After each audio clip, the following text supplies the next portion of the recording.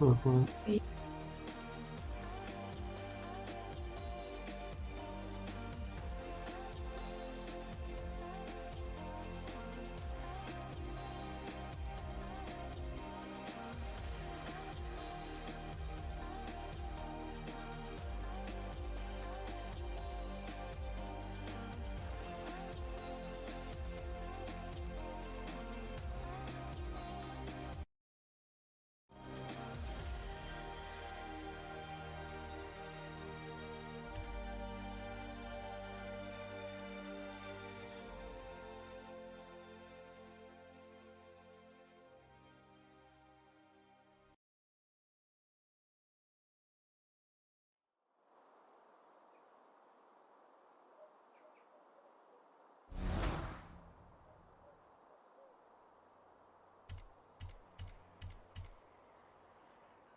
Welcome back, Sanchez.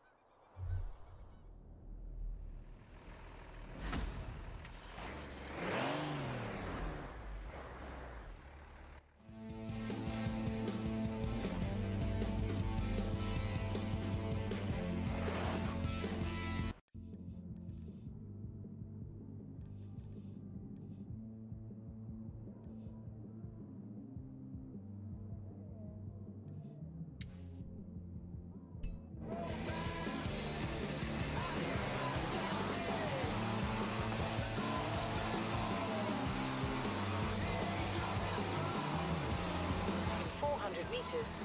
Turn left.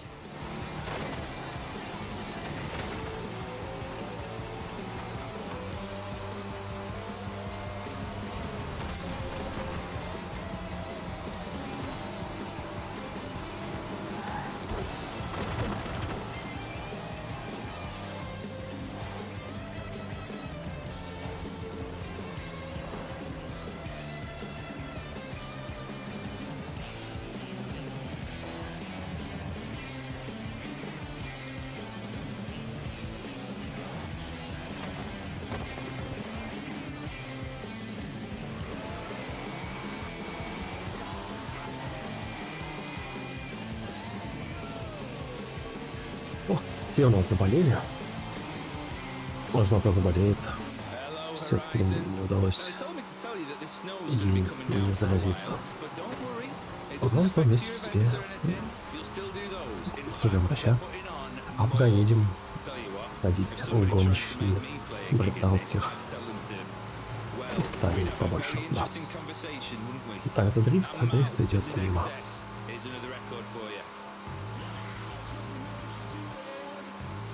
Кстати, если закидать полоска сбора средств на паркане, дело, конечно, безнадежное, но мало ли.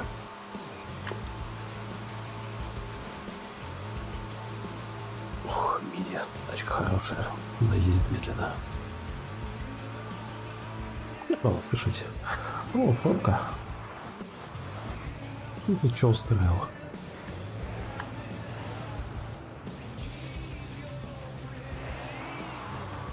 Аварию, да? Дает. Ладно.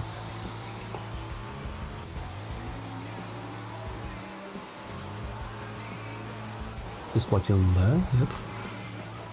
Значит, срежу.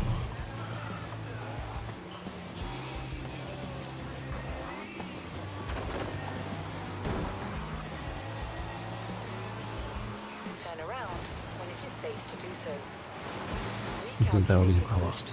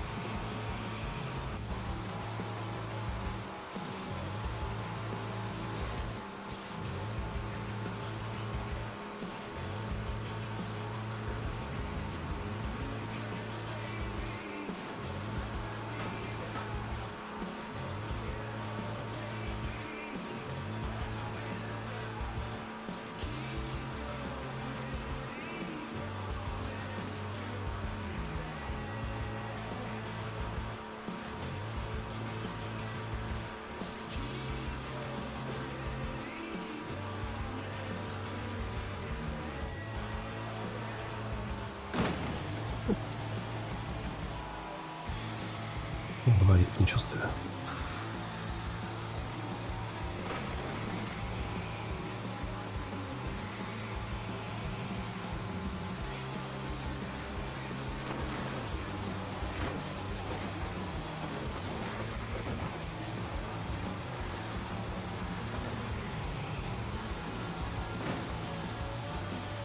In 400 meters, turn sharp left. In 200 meters, turn left. Turn left. In 400 meters, turn right. Просто резали.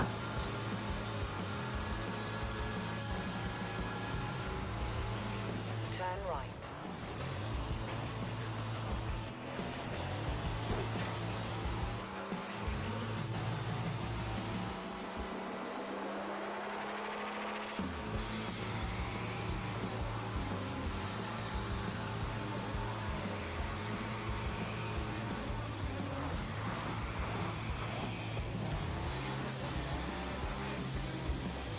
You have arrived at your destination.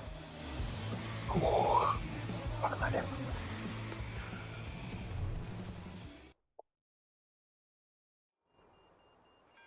Great to see you. We're shooting a documentary about car culture in the UK, and I need a second driver. You've made a name for yourself, and it would be great to have you aboard. It's simple. You drive, I tell the story. Let's do it. Будешь, я рассказываю. Хорошо, подработаем. Держите 113. To do so. До места назначения за 5 минут. Ого. Старый добрый Астон Мартин. From Aston Martin to McLaren and Bentley, Заканчиваем Макларен и Great Бентли. Britain is home to over a century of automotive excellence. I'm Rebecca Dawson.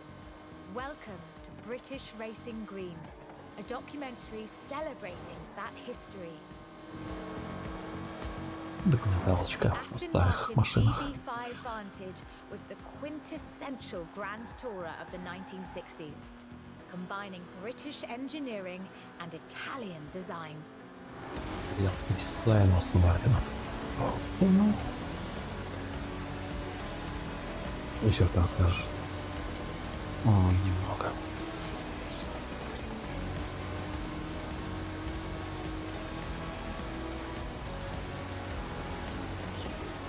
Непривычно без подсказок. Рубите. Это очень какие-то. The Vantage featured side-draft Карбюратор carburetors с and a потоком refined горизонтальным. camshaft profile, capable of a blistering top speed О, of вылетел. 162 miles an hour Блин, in скользкая. 1964. Чувак. Ух. The clean lines of Superleggera's bodywork, reclining seats and wool carpets created a car that was luxurious as well as Заносиком, fast. да.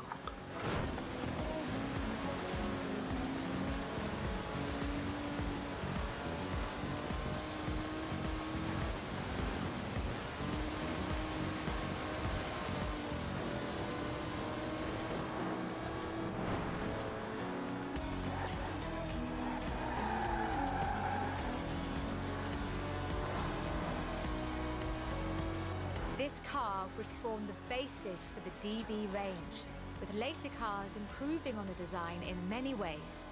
But none would ever achieve the sheer iconic perfection of the Vantage. In 200 meters, turn left. For all of its beauty and engineering perfection, only 65 of these beautiful machines would ever be built. If you own one, you own a piece of British history.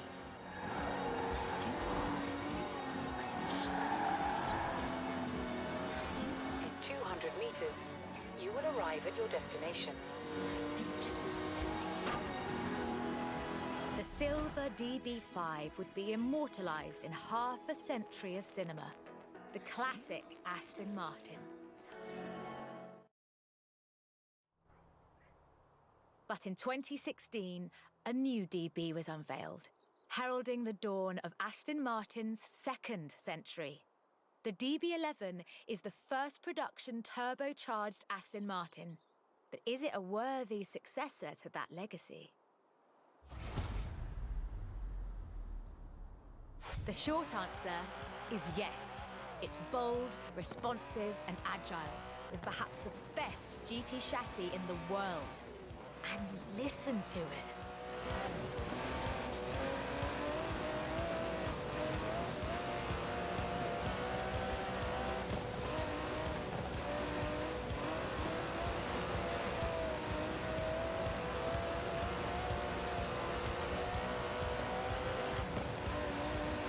Able to hit 60 miles an hour in 3.5 seconds, the DB11's 5.2-litre twin-turbo V12 boasts a top speed of over 200 miles an hour.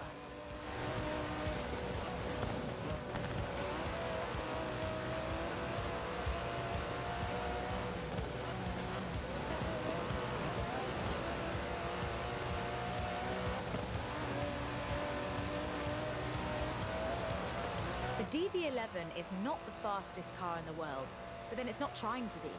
It's sophisticated, effortless luxury. It's an Aston Martin.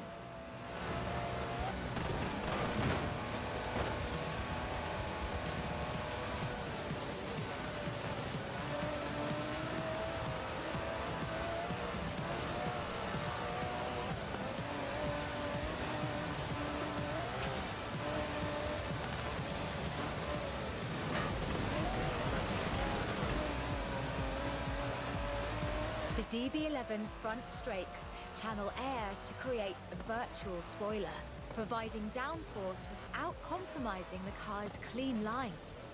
Brilliant.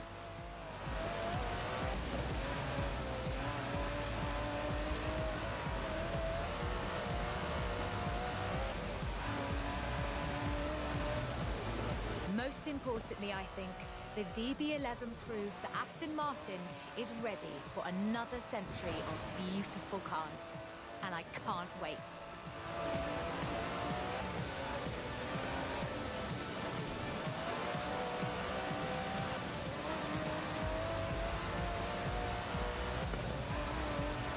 Beautiful as they are, Aston Martins are only one of many cars made in the United Kingdom. Let's see what else is out there.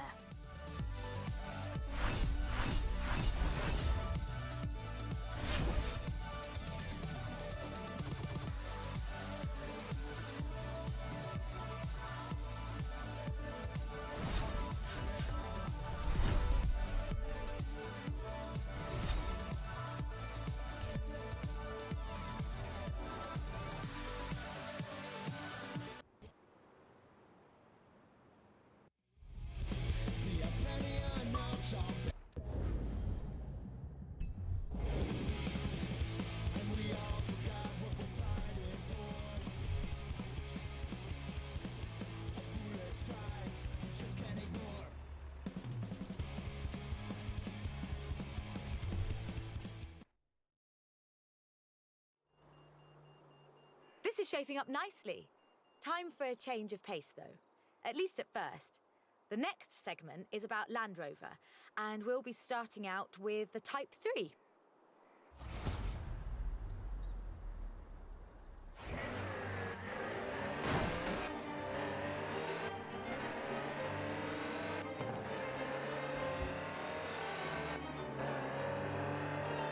Land Rover, the British sports utility vehicle. But before that, they were actual utility vehicles. Solid, tough trucks, unstoppable over almost any terrain. In 400 meters, turn left.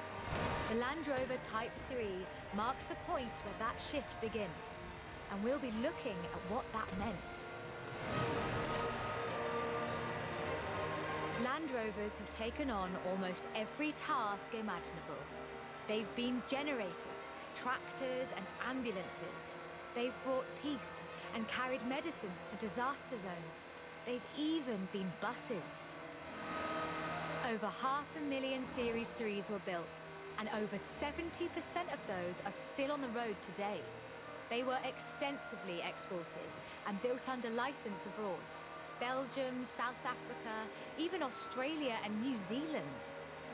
With a robust chassis and signature Land Rover engineering, the Type 3 also marked the first time that buyers could choose interior options, like seat box protectors and cubby boxes.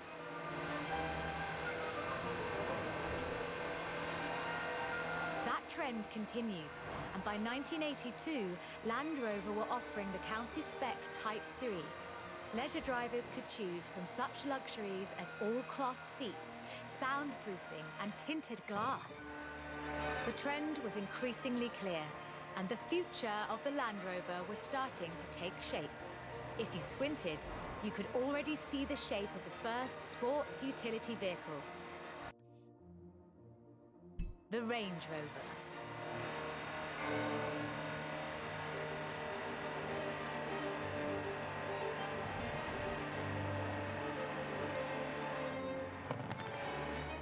In 400 meters, turn left.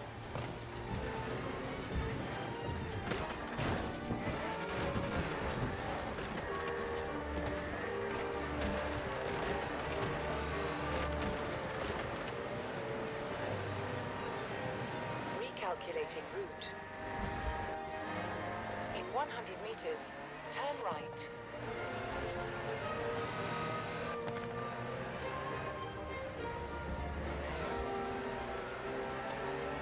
In 200 meters, you will arrive at your destination.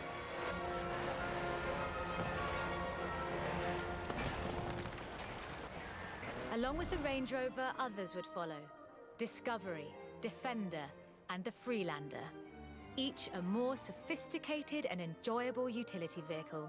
But none of them were a replacement for the Type 3. They were a different kind of car. The Type 3 was arguably the first sports utility vehicle, an evolution of the design that would lead ultimately to this. The Bowler Nemesis, an off-road racing vehicle that turned into a production SUV, the Nemesis EXR. It sports a turbocharged 5-litre Land Rover Jaguar engine, crammed into a carbon fibre chassis with integral roll cage. It even has the grille, headlights and rear lights from a Range Rover.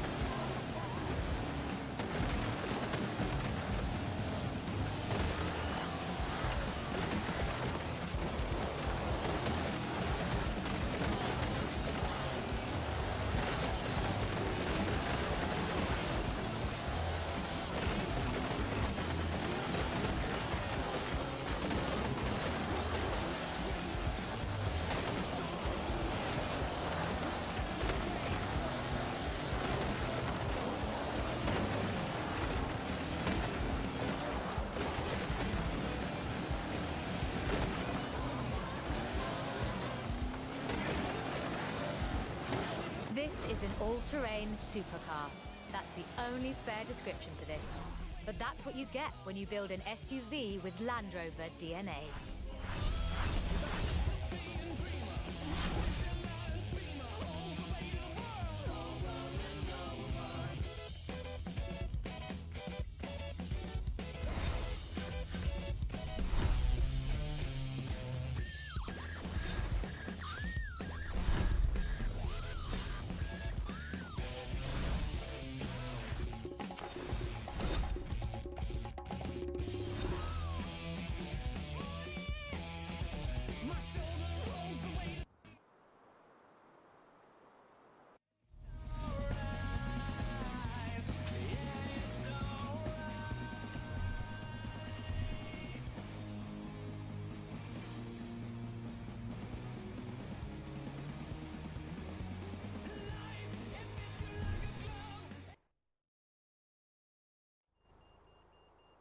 Hope you're enjoying yourself. I know I am. It's great to be able to just focus on telling the story while someone else handles the driving for once. Let's get to the next one. This time, it's Lotus.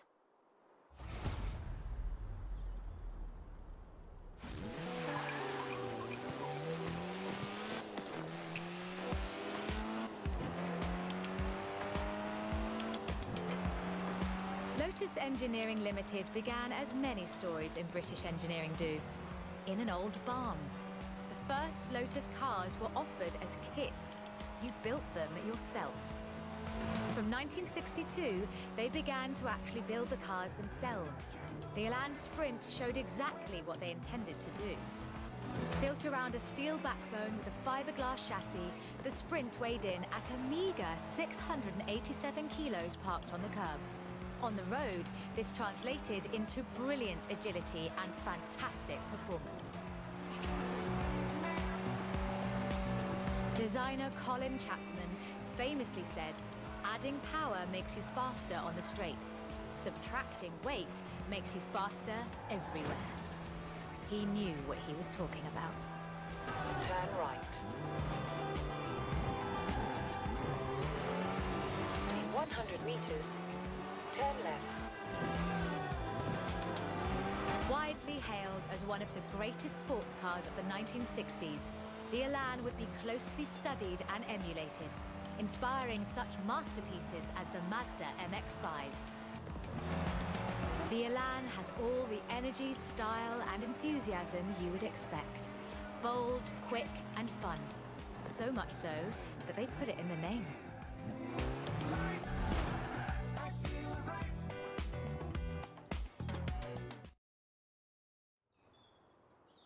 The Elan Sprint was a financial as well as an engineering success for Lotus, validating their approach to design and resulting in a whole family of light, agile roadsters.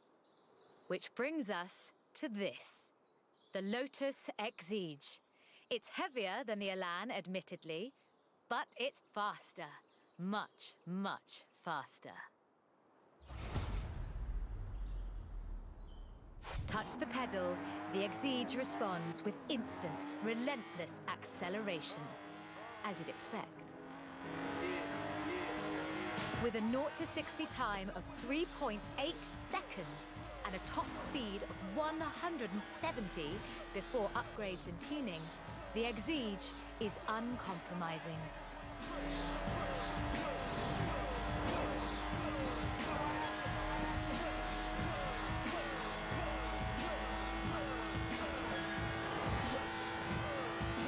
And there's no power steering, so you can really feel the road. A genuinely thrilling drive, and one that isn't afraid to demand you take it seriously. In 200 meters, turn left. Turn left.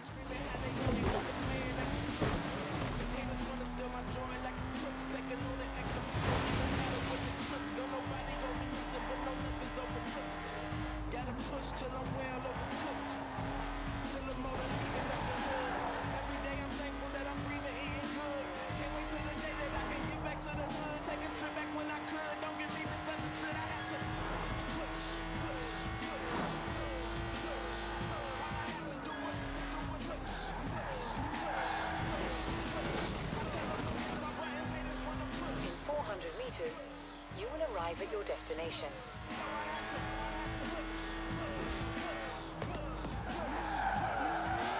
And with rumoured launches of 2 new cars in 2020, Lotus looks set to push the benchmark of the experienced sports car well into the next century. My buttons, haters wanna push. So I had to push.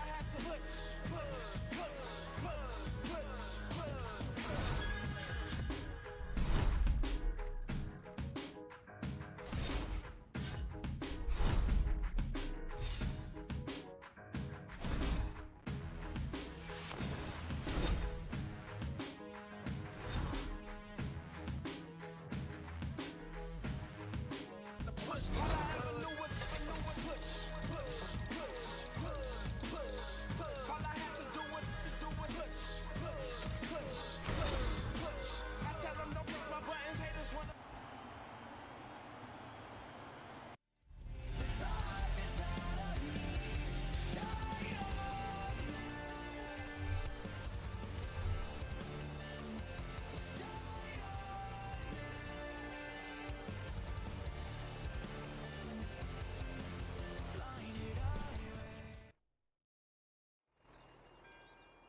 Done much rallying?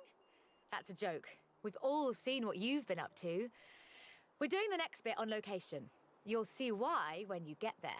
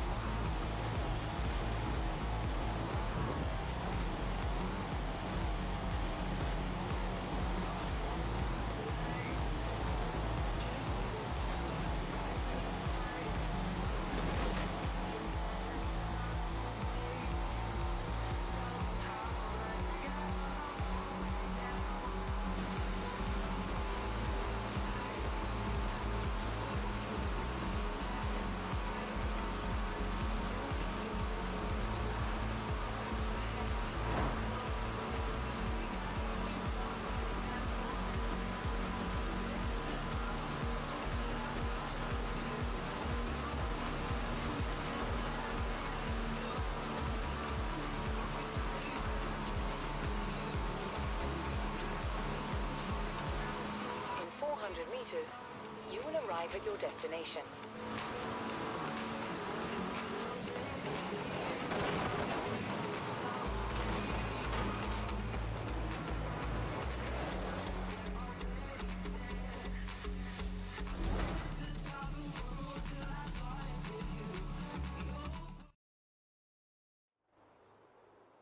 Ford, that most American of cars.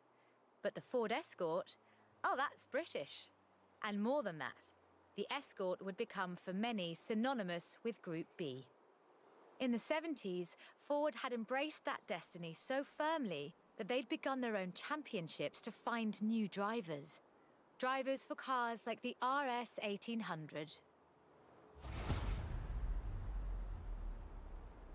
This was a car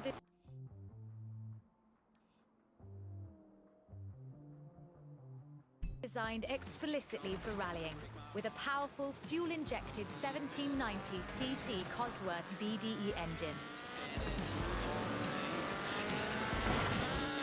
Are you all right? Take a moment, then let's do that bit again. This was a car designed explicitly for rallying, with a powerful fuel-injected 1790cc Cosworth BDE engine.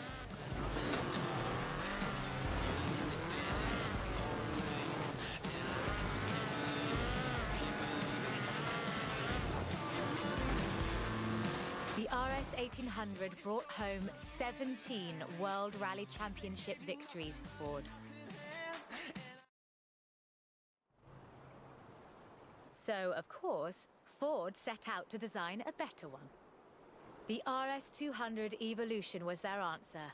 A purpose-built rally car designed to do one thing: win Group B. With a 1.8 turbocharged Ford Cosworth BDT engine and all-wheel drive, the RS 200 had perhaps the best suspension platform of any car of its era.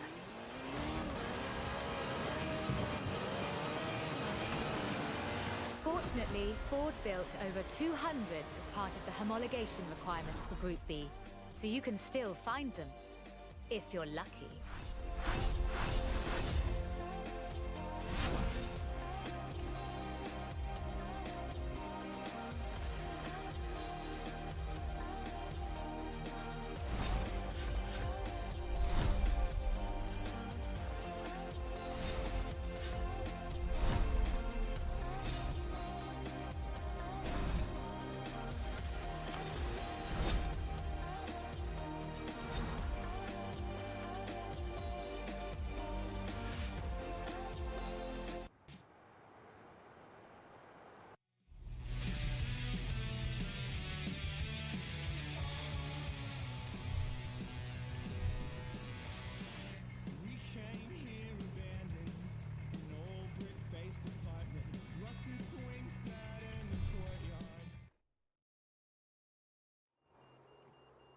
You know, I really like О, this car. господи, нет, только не Not она. that I'd want to drive it for too long. Любимая машина Squeeze yourself in Клаксона. there and let's see just how fast you can make it go.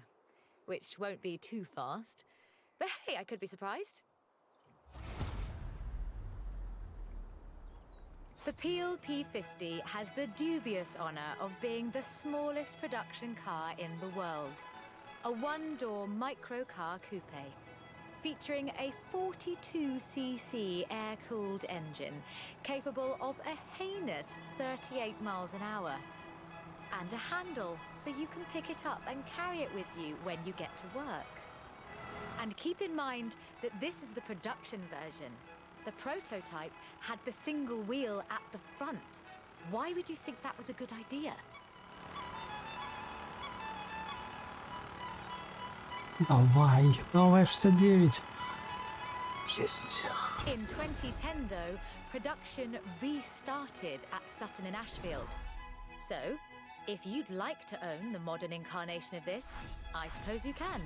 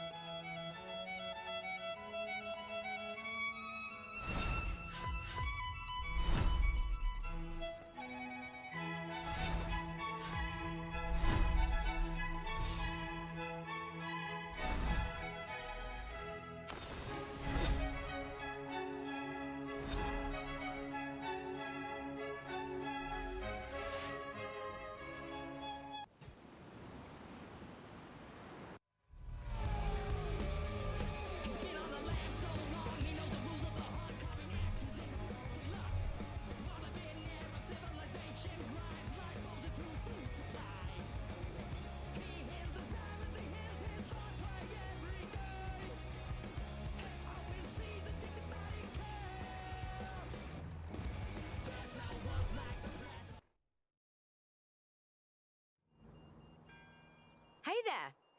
How about a car with some actual legroom and some actual speed? This section's about what happened when McLaren decided to make a road car. You're going to enjoy this.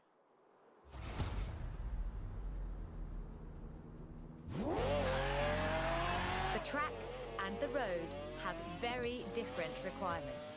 For McLaren, that was a challenge they were more than willing to embrace. In 1988, they set out to create the finest sports car the world has ever seen. By 1993, they had achieved their goal, and the honestly fantastic F1 was the result. 106 would be built across all variants, and it remains one of the very best road cars ever made. The F1 has no turbocharger. That would have compromised the driving experience, increased complexity, and resulted in turbo lag. The F1 is a naturally aspirated supercar, one of the fastest in the world, in fact. Everything about this car is innovative, from the carbon fibre monocoque to the central driver position. McLaren threw the book away when they designed the F1. Then they wrote a better one. The F1's monocoque chassis is incredibly lightweight, only 100 kilos all told, which posed a significant challenge because carbon fibre and fiberglass aren't great insulators. So, McLaren lined the entire engine compartment with gold. Turn around when it is safe to do so.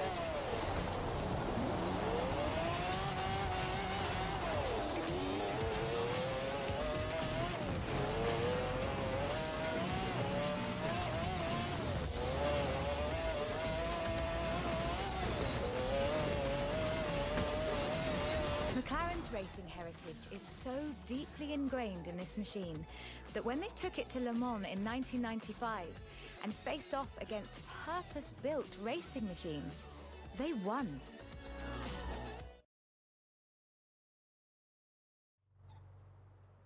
So, with something like the F1 to live up to, where do you go next? Well, you throw the book away again and write an even better one. The result is the McLaren P1, a hybrid electric sports car that stands head and shoulders above the F1. The P1 GTR will hit 60 miles an hour in 2.4 seconds. That's 0.7 seconds faster than the F1. That's an eternity for a supercar. At the roundabout, take the third exit.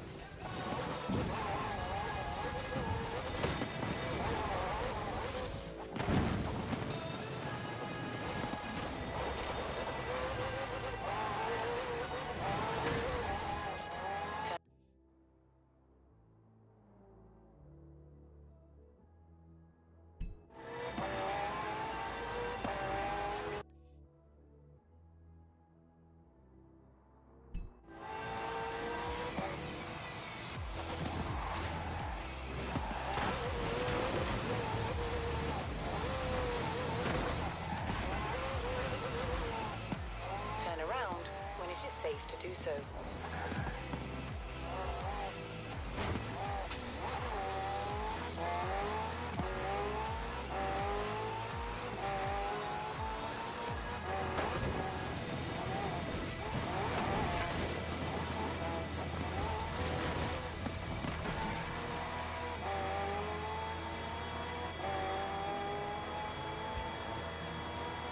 Remember those problems with turbo lag? McLaren solved that with the hybrid drive. While the turbos build pressure, the electric motor drives the wheels. No turbo lag, just torque. And because it's a hybrid, it has an all-electric range. Running on batteries alone, that's 6.2 miles. A bit more if you're going downhill.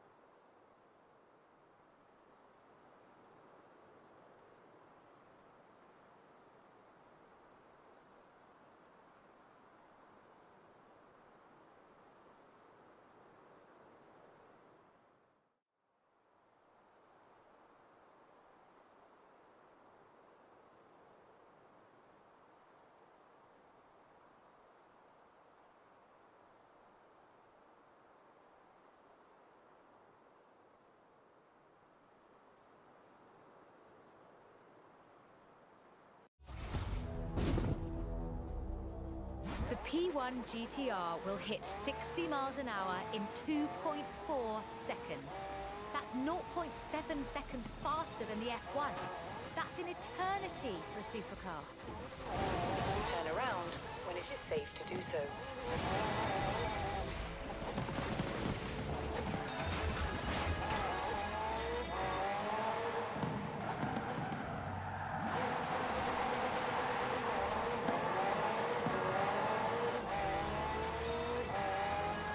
Roundabout, take the second exit.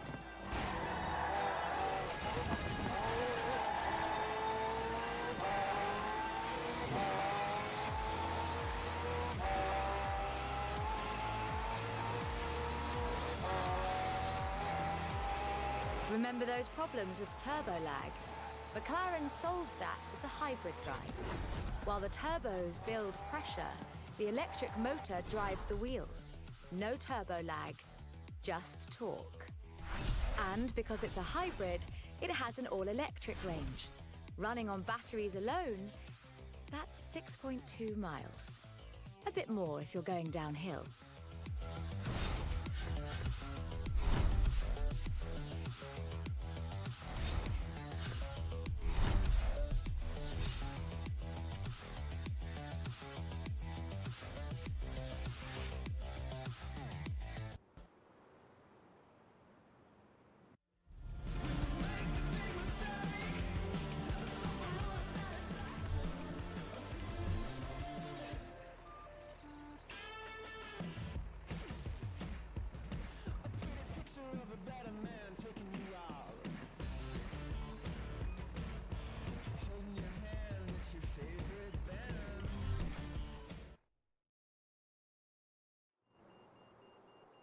quite like sleeper cars.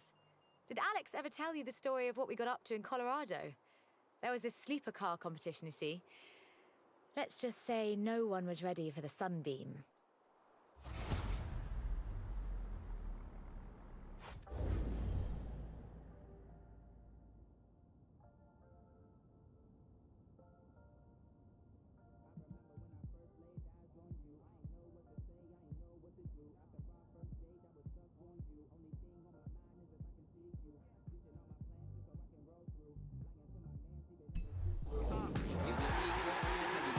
Lotus never quite let go of the upgrade game. So in addition to building their own supercars, they upgraded cars from other marques too. The Lotus Carlton was one such aftermarket upgrade. Lotus took a respectable four-door Vauxhall saloon and turned it into a supercar. From the outside, there are a few signs that this is something special. Wider wheel arches, that sort of thing. But under the bonnet, that's where the magic starts. Engine capacity was increased to 3.6 litres, and twin Garrett T25 turbochargers were added. The engine block was reinforced, and new crankshafts were forged by Opel and machined in Germany.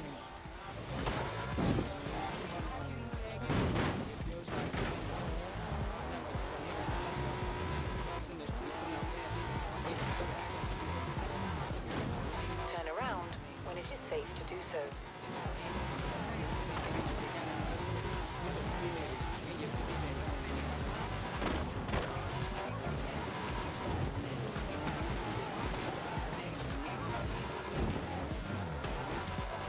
In 400 meters, you will arrive at your destination.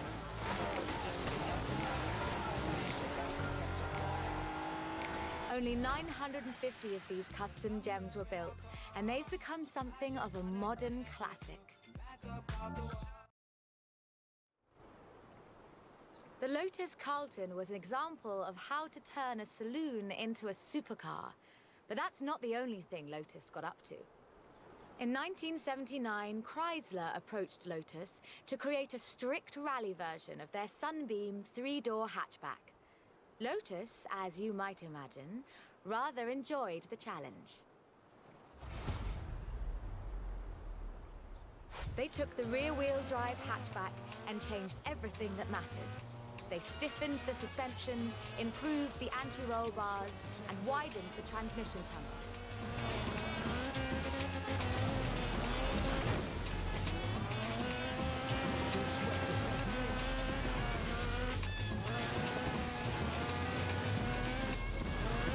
That was spectacular. Take a breather and let's try again with less excitement. They took the rear-wheel drive hatchback and changed everything that matters. They stiffened the suspension, improved the anti-roll bars, and widened the transmission tunnel.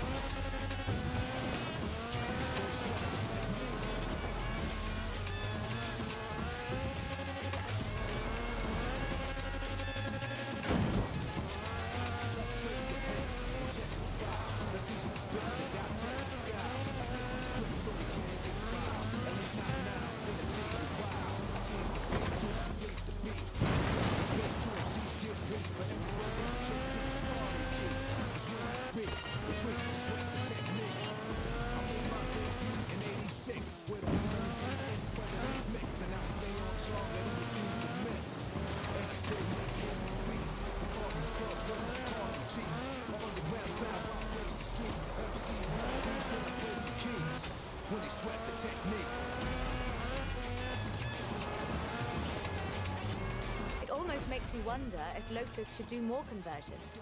It's a silly question, actually. Lotus should do more conversions. In fact, I'll call them right now.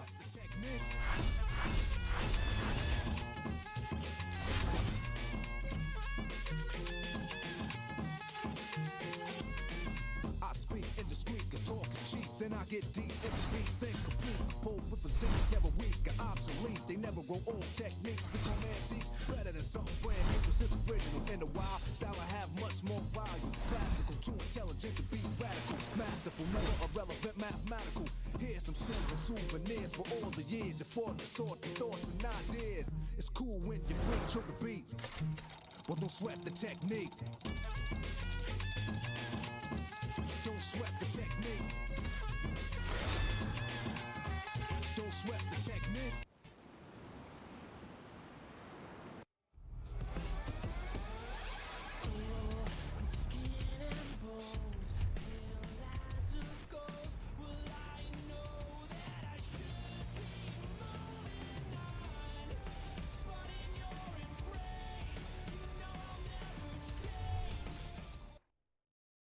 Привет, как дела? У тебя ждешь завтрашнее новое обновление игры I Genshin honestly think Impact. these might be some of the most Привет. beautiful cars in the world.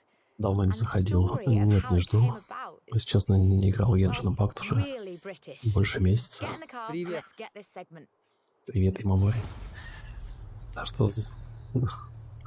Я слышал об обновлении, да? Jaguar is a bit of a favorite. Но я думаю, что я его пропущу. The company is almost 100 Вообще больше years old подсел на and was синглплеерные originally founded to build проекты. sidecars for motorcycles. Неплохо, если накопим This на is the Far car Cry. that really set the bar, I think. The 1961 E-Type. When he saw it, Enzo Ferrari called it the most beautiful car in the world. High praise indeed. He wasn't alone in his admiration. Accolades have followed this car ever since. It's been in movies, comics, games, and TV shows. Unlike some later cars in the mark, it wasn't just looks though. The E-Type was light and fast. It would do 153 miles an hour and Я stop смотрел with стрим innovative разработчиков, сказали, four-wheel что в brakes этом that were году по better тебе than добавят anything 2 Ренара Ferrari персонажа. or Porsche or even А Mercedes-Benz. Рейнара, это что за персонаж? Во вчерашних новостях на плейграунде я увидел, что там два персонажа мужского пола, такие парни, молодые. Ну, явно цельные на женской аудитории. At the roundabout, Наверное, про это ты имеешь в виду, да? Anyone who owns an E-Type will И tell с you голыми that the key to пузиками, their с reliability прессом. is to drive them regularly, as if you'd need the excuse.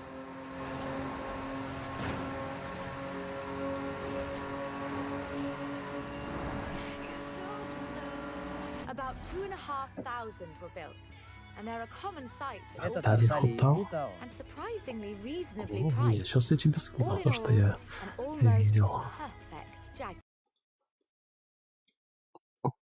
Ты где там?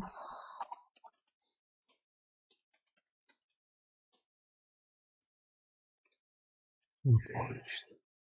In 2013,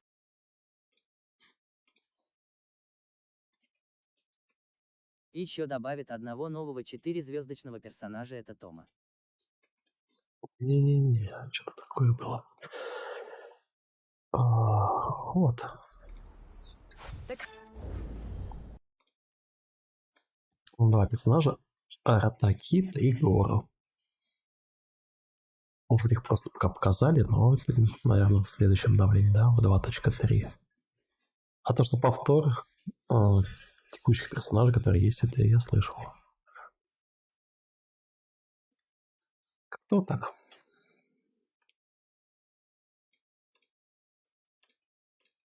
Дальше.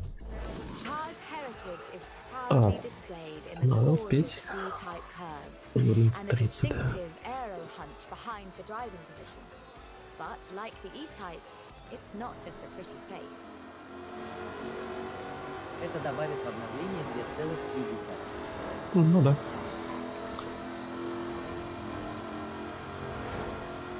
Powered by a 5-litre V8 supercharged engine. With a fully aluminium body, it's blisteringly fast. With a 0 to 60 speed of 3.8 прикольный. seconds and a top speed of 186 miles Автомобиль. an hour. A car as beautiful as this must surely have been a carefully authored design. Actually, it started as a sketch by designer Cesar Pieri, thrown together one Friday in his free Я не time. успеваю, да? Jaguar's design director, Ian Callum, saw the sketch in a thumbnail on Cesar's computer during a meeting and asked him what it was. The rest is history. Вот, надо срезать. 2 километра и 20 секунд. 250 Project 7s were built, as both a successor to the E-Type and as a celebration of Jaguar's victories at Le Mans. Turn around when it is safe to do so.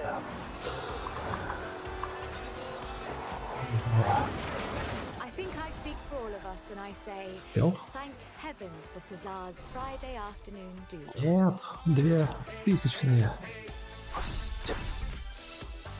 Ладно, заново.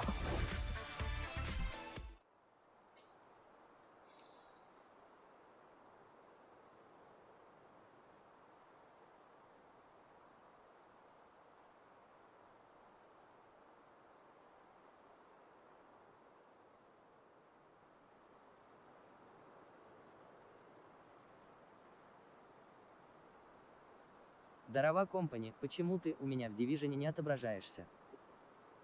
В Division? А должен в Division отображаться, но в Ubisoft? Давай сейчас глянем.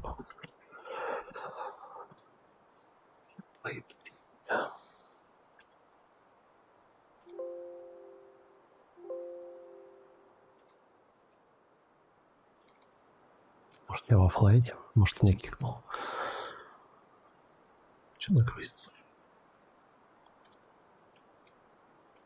В Division Ну, там, когда открываешь группу. я в Division не знаю. Я окошко с друзьями-то. Все сломали.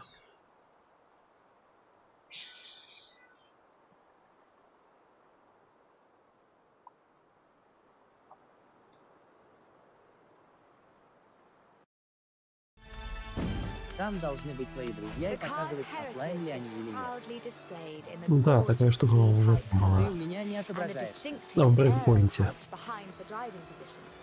But like the E-Type, it's not just a pretty face. Ну, просто смотрите. Может, там какое-нибудь обновление прошло, и те, кто не обновился, те не отображаются. Это, наверное, проделки разработчиков. Не иначе.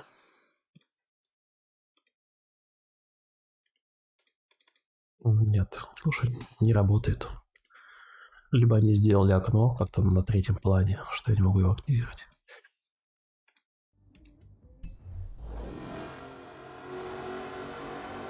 Вот так, куда ты перестраиваешься?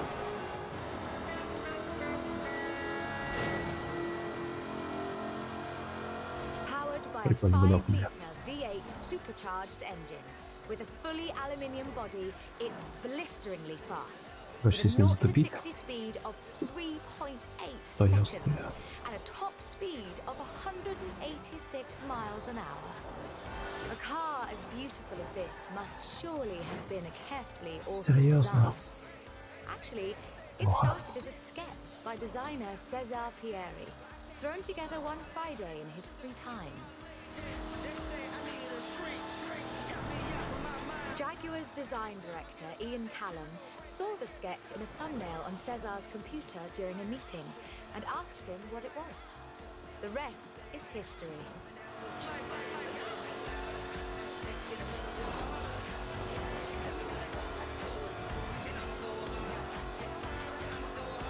"250 Project 7s were built, as both a successor to the E-Type and as a celebration of Jaguar's victories at Le Mans.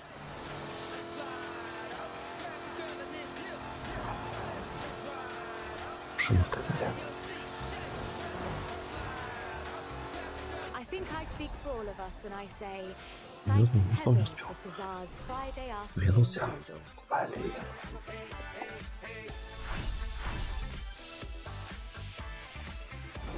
Нельзя врезаться. Ну, друзья скрутились.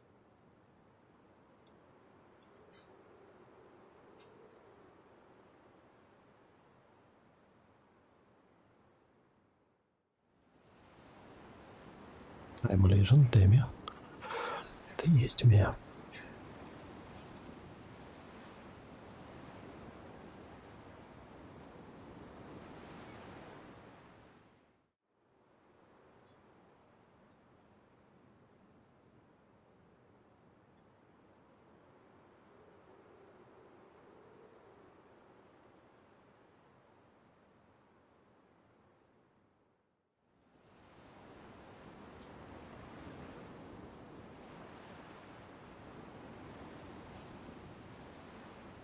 Вот, групповых.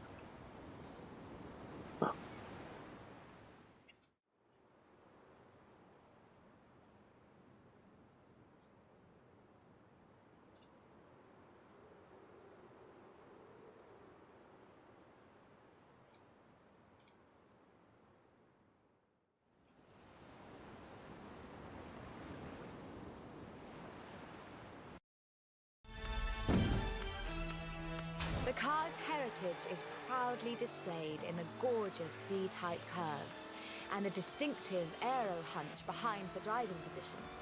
But like the E-type, it's not just a pretty face.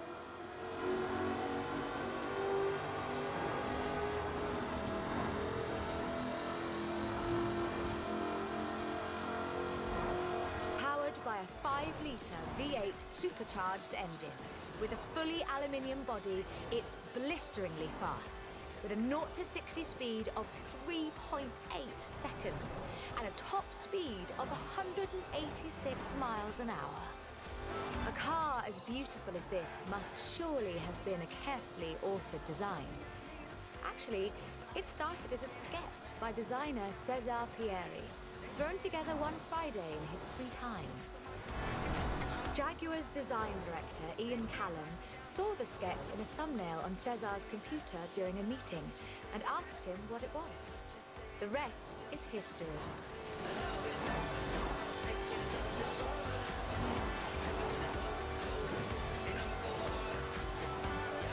"250 Project 7s were built, as both a successor to the E-Type and as a celebration of Jaguar's victories at Le Mans.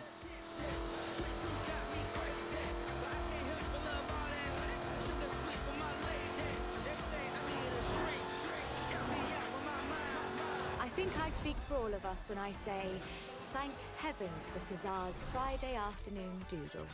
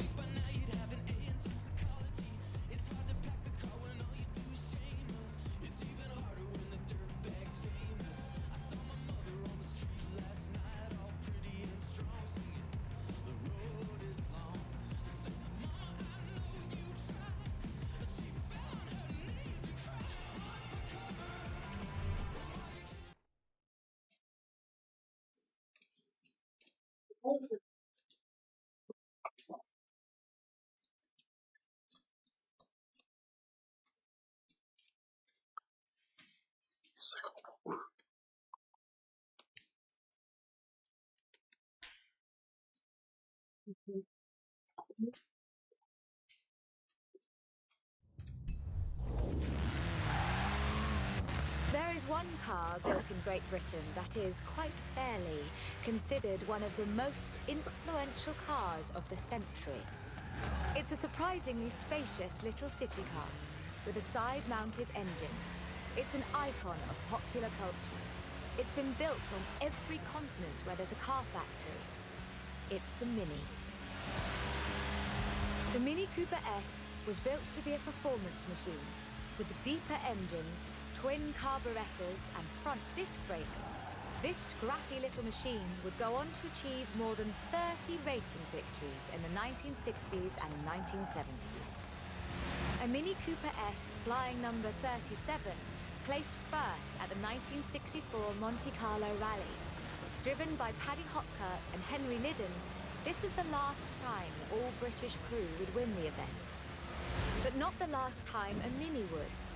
At Monte Carlo in 1966, Minis took the first, second and third positions. They were all disqualified because they had dimming headlamps, not because they were winning everything in sight. In 1999, the Car of the Century Award was presented to the most influential car of the 20th century. The Mini came second. It was beaten by the Model T Ford. That's fair, I suppose. 5.3 million Minis would be sold, making it the most popular British car.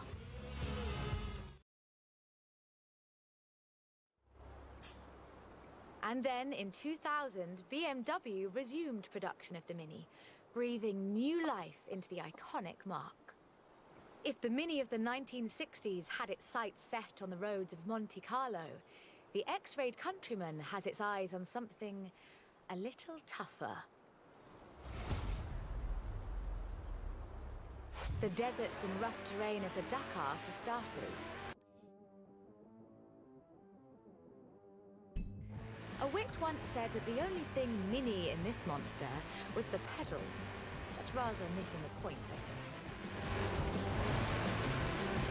The X-Rayed Countryman is much, much bigger than the Mini Cooper. It has to be. A stage of the Dakar demands literally tons of gear. You could call it a tank. It does rather sound like one.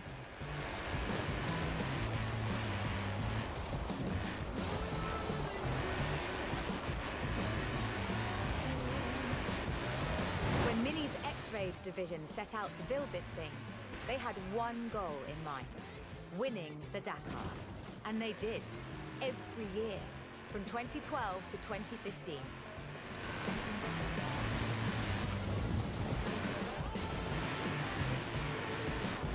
In 100 meters, turn right. It's designed to be driven for 2 weeks over deserts and badlands, 5 kilometers above sea level. And it still handles like a hot hatch on a nice bit of dry air. Owners come and go. The heritage of a car like the Mini is more than who owns the keys to the shop. I fully expect to see Mini's wings flying for another century.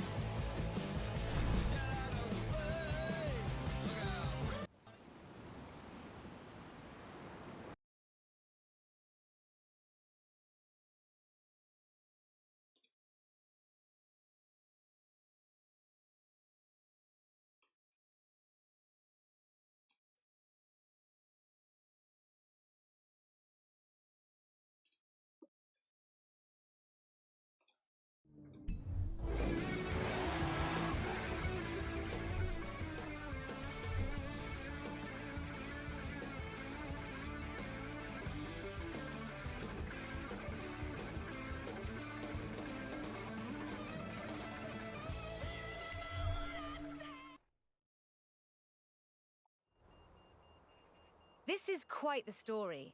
Bentley at Le Mans in the 1930s. Gentlemen racers, heroic driving, and a personal hero of mine. Take good care of the cars, though. Both of them are mine.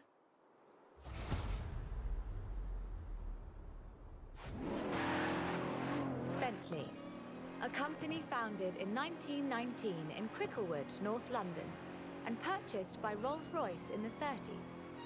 a company synonymous with both racing and luxury. Perhaps the best example I know of those two extremes of British engineering. For almost a century, every Bentley was hand-built to exacting standards. So at the beginning of the 21st century, when Bentley revealed their first mass-produced car, there were a great many questions. We'll reset and take that section again. Bentley, a company founded in 1919 in Cricklewood, North London, and purchased by Rolls-Royce in the 30s.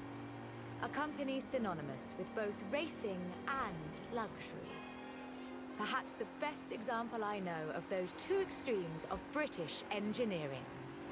For almost a century, every Bentley was hand-built to exacting standards. So at the beginning of the 21st century, when Bentley revealed their first mass-produced car, there were a great many questions. The car was the Continental GT, an elegant grand tourer that combined a racetrack pedigree with exquisite style and all the power you could need. The move to mass production has done nothing to blunt the Bentley experience. The 2017 Continental Supersport is responsive, fast, and beautifully designed.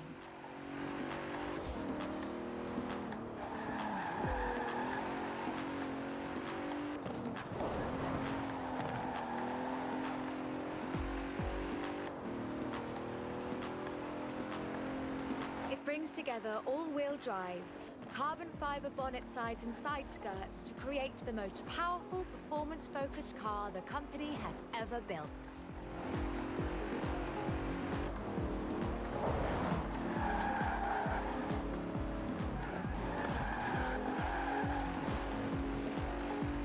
But never forget, Bentley's pedigree is racing, and the Bentley Continental embraces that. In 2007, a largely standard Continental Speed GT broke Bugatti's record for the flying kilometre on the frozen Baltic Sea. And then in 2011, they broke their own record. 205 miles an hour, both ways, on ice. Even when building these gorgeous Grand Tourers, Bentley is driven to excellence.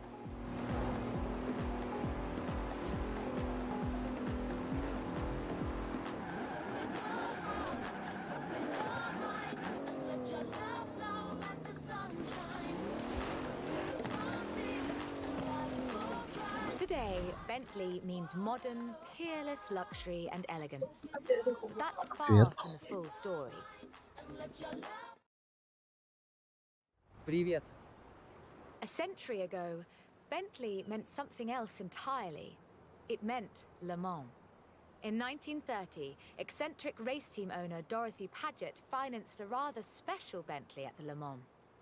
It was a 4.5-litre supercharged masterpiece, driven by Sir Henry Bentley Boy Почему Birkin. 270 It рублей? posted the fastest time on the day, but it failed to finish.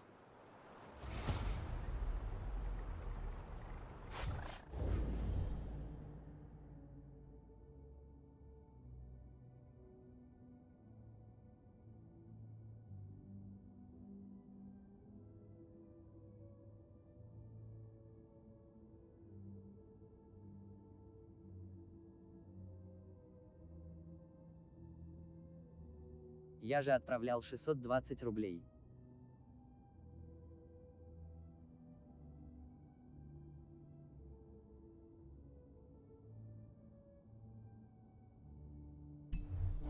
But what a race it was. Sir Henry's courageous drive.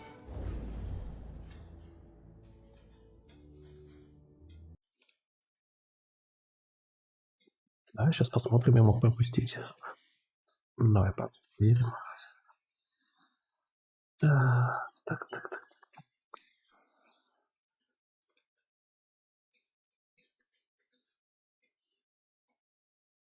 И ты хочешь купить Far Cry 6 Ultimate Edition? Смотри. Ты мне отправлял 150, 50, 35.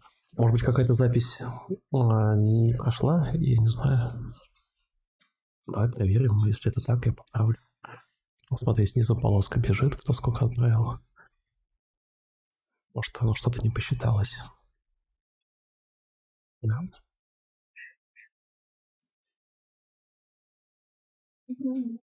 К нам врач идет. Сейчас дойдет полоска, если что, поправлю. Я понял. Открой, пожалуйста. Так, ну, на эксперт. 270 рублей. Блин, у меня получается 270.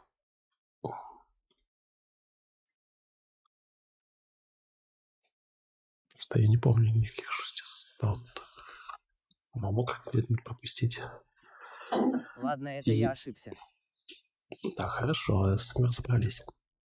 Дальше, по поводу ультимейт издания, просто решил поставить максимум. Но если не удастся в адекватное время, купим то, что есть. Хочешь, поставим минимальную планку? Просто я выбрал ультимейт. Надо куда собрать. Так, точка, сейчас доктор идет. Стрим на время остановлю, а потом продолжим после перерыва на врача. Пока.